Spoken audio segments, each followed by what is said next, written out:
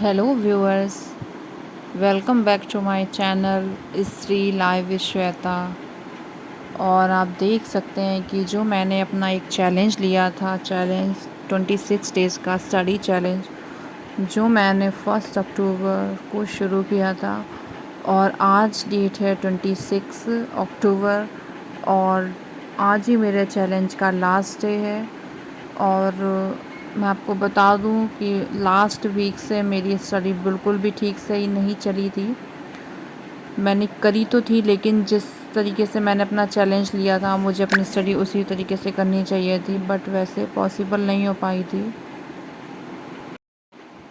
और आपको तो पता ही है कि वो क्यों नहीं पॉसिबल हो पाई थी, क्योंकि मेरे हस्बैंड को डेंगू हो गया था, तो इस वजह से उनकी भी केयर करना थी, प्लस बाकी चीज़ों की भी रिस्पॉन्सिबिलिटी है।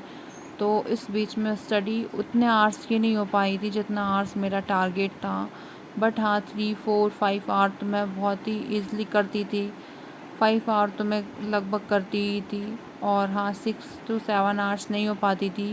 कुछ सब्जेक्ट ऐसे होते हैं जो अगर आप मैथ को उठा के देखिए तो आपको मैथ ही 2.5 3 घंटा कब लग जाता है आपको पता ही नहीं चलता है। तो मैथ्स मैंने डीआई वगैरह सॉल्व की थी उस दौरान ही। तो ये होता था ना कि जब आप तो फिर आप बहुत ज़्यादा सब्जेक्ट नहीं पढ़ पाते। और मेरा मानना है कि आप बहुत ज़्यादा सब्जेक्ट ना पढ़ के उतने सब्जेक्ट पढ़िए जितने सब्जेक्ट आपको ईज़िली समझ में आए। आप 2 ही सब्जेक्ट पढ़िए, बट इतने अच्छे से पढ़िए कि उसमें ऐसा ना हो कि आप बार बार भूल रहे हो, ये ना हो कि आपको समझ में नहीं आ रहा है। तो बस मैंने भी इसी तरीके से अपने जो भी चीज़ें थी वो कंप्लीट कर ली थी, कुछ चीज़ों के रिवीजन स्टार्ट किए थे। और यहाँ पर मैं पढ़ रही थी, ये मेरा 26 अक्टूबर का था और मेरे चैलेंज का लास्ट डे भी था। तो यहाँ पर मैं अपनी करंट अफेयर लेकर ही बैठी हुई थी, करंट अफेयर ही कर रही थी, क्योंकि मेरे करंट अफेयर्स में कुछ क्वेश्चंस ऐसे हो रहे थे जो मेरे गलत हो जा रहे थे। मुझे करंट अफेयर्स बहुत अच्छे से नहीं आ रही थी अभी, और हाल ही में एग्ज़ाम है तो अभी समझ नहीं आ रहा एग्ज़ाम कैसा जाएगा। पता नहीं, शायद बहुत से लोगों के साथ ही होता होगा। और आप लोग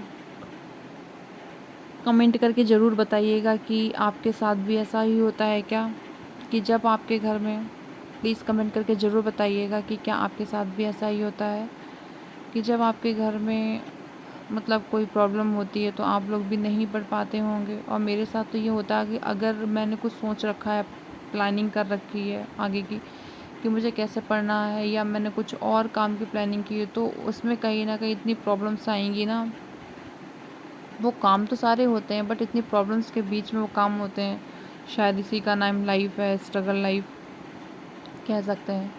कि मैंने अपना टारगेट लिया, बहुत ही अच्छे 15 डेज़ तो बहुत ही अच्छे से गए, लेकिन लास्ट के ये 10 डेज़ मेरे बिल्कुल बहुत ज़्यादा अच्छे नहीं गए। फिर गेस्ट का भी आना जाना था, तो क्या होता है ना कि आपकी पढ़ाई कहीं ना कहीं डिस्टर्बेंस हो जाती है, और आप जितना टारगेट करते हो पढ़ने का उतना नहीं हो पाता है। और भी चीज़ों को समय देना पड़ता है, ध्यान देना पड़ता है। अगर आप सिर्फ पढ़ते ही रहेंगे, बाकी रिस्पॉन्सिबिलिटी भी नहीं लेंगे, तो वो भी ठीक नहीं रहता है घर के लिए।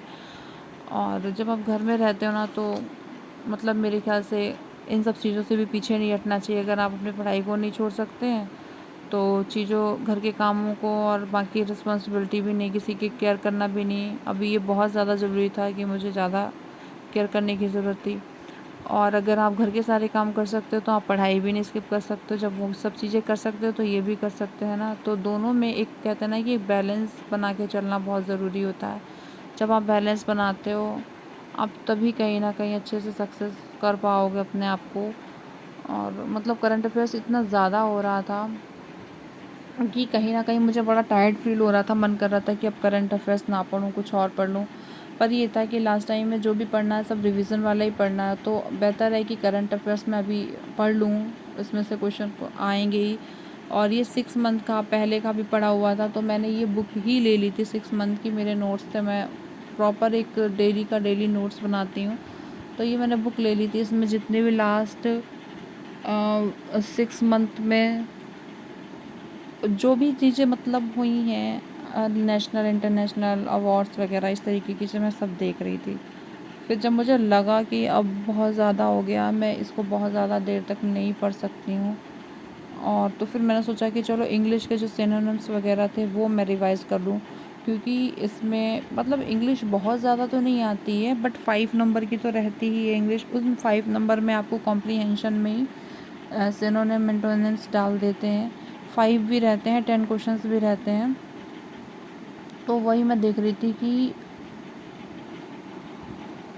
इसमें जो मतलब synonyms antonyms one word substitution, मतलब उन 5-6 क्वेश्चनों में ये सारी चीज़ें पूछ लेते हैं। नाउन प्रोनाउन मतलब कुछ भी आ सकता है, इन्होंने चैप्टर अपने दे रखे। तो वही मैंने सोचा कि चलो सिनोनिम्स पढ़ लेती हूँ।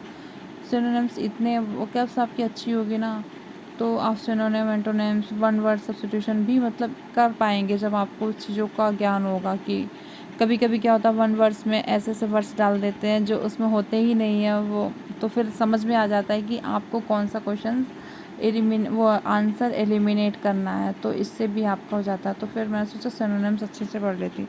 और बस मेरी वीडियो आज की यही है। और आप मेरे चैनल को लाइक शेयर एंड सब्सक्राइब करना बिल्कुल भी ना भूलें। आप मेरे चैनल पर नए हैं तो प्लीज़ चैनल को सब्सक्राइब कीजिए, और मुझसे कोई भी मोटिवेशन मिलता है प्लीज़ कमेंट में ज़रूर बताइएगा।